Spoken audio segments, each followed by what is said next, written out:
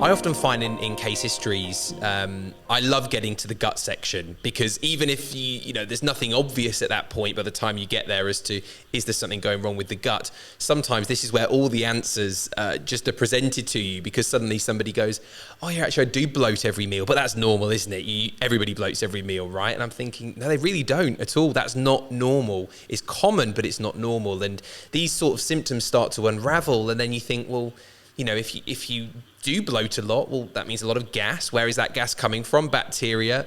And I think also with this link with the gut, I guess we can think about this idea of leaky gut and that barrier, that lining of the gut being compromised. So more opportunity for those toxins that live in that digestive tract, in that tube, to start spilling into the blood, driving more inflammation, damaging those mitochondria that you spoke about before.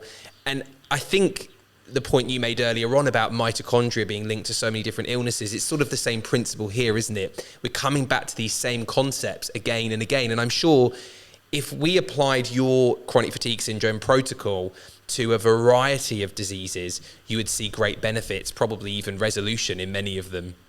Better than that, it's the starting point to treat all Western pathology.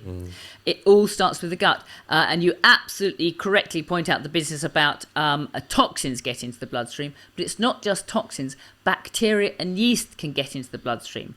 Now, if these are friendly microbes from the large bowel that the immune system has been looking at for hundreds of thousands of years, millions of years, it will understand that they are not pathogenic, they're not going to cause problems, and we simply excrete them via the kidneys.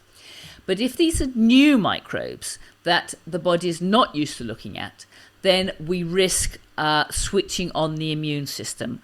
So these microbes get into the bloodstream, they circulate in the body, they cause inflammation in the bloodstream, and we know that's a risk factor for arterial and heart disease.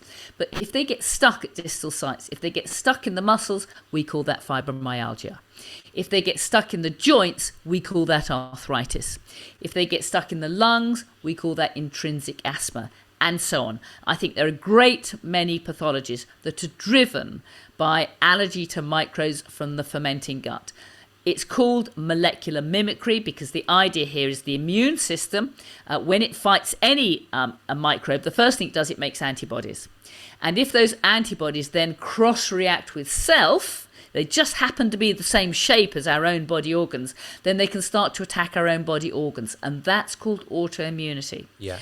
And I have very little doubt, in fact, there's a huge amount of medical research that shows that this is the case, that autoimmunity is driven by microbes from the upper fermenting gut. Yeah. So you can do yourself a huge favour by sorting out your diet and sorting out your gut. Yeah, agreed, completely.